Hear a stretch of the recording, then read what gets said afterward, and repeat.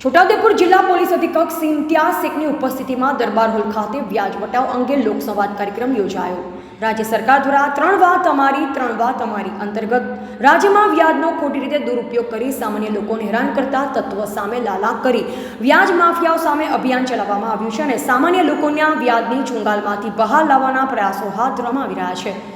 જે અંગેની જવાબદારી રાજ્યના પોલીસ વિભાગને સુપરત કરવામાં આવી છે। રાજ્યના પોલીસ વિભાગે લોકોને વ્યાજ વટાવમાંથી બહાર લાવવા માટે લોકસંવાદના કાર્યક્રમનું આયોજન કરવામાં આવી રહ્યું છે, જે અંતર્ગત છોટાઉદેપુર સ્થિત દરબાર હોલ ખાતે જિલ્લા પોલીસ દ્વારા નગરજનો સાથે વ્યાજ વટાવના આતંક સામે કોઈને પણ કોઈ ફરિયાદ હોય તો તેના માટે લોકસંવાદ કાર્યક્રમનું આયોજન કરવામાં આવ્યું, જેમાં છોટાઉદેપુર નગરના વ્યાજ માફિયાથી ત્રસ્ત થયેલ સામાન્ય નાગરિકે જિલ્લા પોલીસ સમક્ષ પોતાની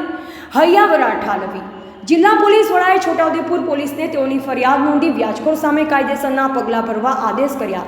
છોટાઉદેપુર સ્થિત સ્ટેટ બેંક ઓફ ઇન્ડિયાના બ્રાન્ચ મેનેજરને આ પ્રસંગે ઉપસ્થિત રાખવામાં આવ્યા અને તેઓ દ્વારા વ્યાજખોરોના ત્રાસમાંથી મુક્તિ અપાવવા માટે લોકોને સમજ આપવામાં આવી અને લોકોને જાગૃત કરવામાં આવ્યા અને બેંક બ્રાન્ચ મેનેજર દ્વારા ઓછા દરે કેવી રીતે તમારી જરૂરિયાત મુજબની સરળતાથી લોન મેળવી શકાય તે અંગેની સમજ આપવામાં આવી।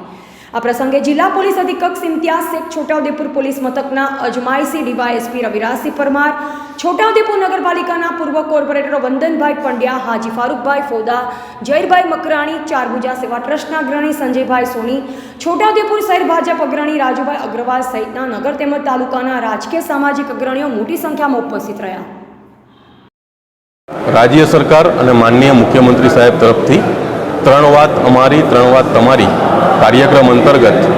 આજે અમારા દ્વારા છોટાઉદેપુર નગરના પ્રજાજનો સાથે વ્યાજ વટાવના આતંક સામે કોઈને પણ કોઈ ફરિયાદ રજૂઆત કરવી હોય તે બાબતે એક લોકસંવાદનો કાર્યક્રમ આયોજિત કરવામાં આવ્યો, જેમાં SBIના બ્રાન્ચના હેડને પણ અહીંયા હાજર રાખવામાં આવ્યા। પ્રજાજનોને સમજ આપવામાં આવી કે વ્યાજખોરોનો કોઈ પણ ત્રાસ હોય તો એ લોકો ફરિયાદ કરી શકે છે અને ઓછા વ્યાજની અને કાયદેસરની લોન લેવા માટે